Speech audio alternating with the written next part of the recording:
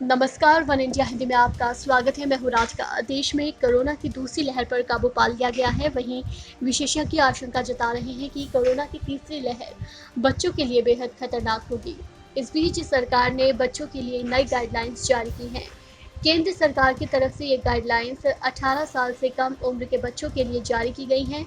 इसमें कोरोना संक्रमित बच्चों को रेमडेसिविर देने से सख्त मना किया गया है। साथ ही कहा गया है कि 5 साल या इससे कम उम्र के बच्चों को मास्क की भी जरूरत नहीं है।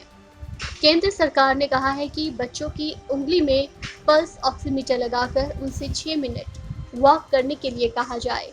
अगर इस दौरान उनका ऑक्सीजन लेवल 94% से नीचे आता है या 3-5% भी गिरता है और सांस लेने में दिक्कत देखी जाती है, तो उसी के आधार पर बच्चों को अस्पताल में भर्ती कराया जाना चाहिए। ये टेस्ट 6 से 8 घंटे पर घर में किया जा सकता है। गौर करने वाली बात यह है कि जिन्हें अस्थमा की गंभीर दिक्कत है, उन बच्चों का ये टेस्ट नहीं करना चाहिए। हल्के लक्षण होने पर डॉक्टर की सलाह से पैरासीटामोल 10 से 15 mg दी जा सकती है। हल्के लक्षण में तत्काल ऑक्सीजन थेरेपी शुरू करें।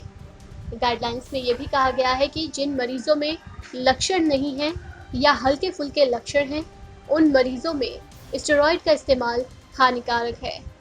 गाइडलाइन में कहा गया है कि सीटी स्कैन से कई बार छाती के बारे में अतिरिक्त जानकारी मिलती है। इससे डॉक्टर के ट्रीटमेंट के तरीके में बदलाव आता है। इसी वजह से ज़रूरत पड़ने पर ही सीटी स्कैन का विवेकपूर्ण उपयोग होना चाहिए। जिन बच्चों में कोरोना के कम लक्षण हों, उनमें एंटी माइक्रोबियल का इस्तेमाल ना किया जाए। हालांकि गंभीर मामलों में एंटी माइक्रोबियल रिकमेंड किया जा सकता है। गौरतलब है कि तीसरी लहर में बच्चों पर इसके बुरे असर की खबरों के बीच एम्स के डायरेक्टर डॉक्टर रणदीप गुलेरिया ने बताया कि भारत या दुनिया के मामले देखें तो अब तक ऐसा कोई डेटा नहीं आया जिसमें दिखाया गया हो कि बच्चे में अब ज़्यादा गंभीर संक्रमण है। अभी ऐसे सबूत नहीं हैं कि अगर कोविड की अगली लहर आएगी तो बच्चों में ज़्यादा गंभीर संक्रमण होगा। फिर भी सावधानी ज़रूरी है।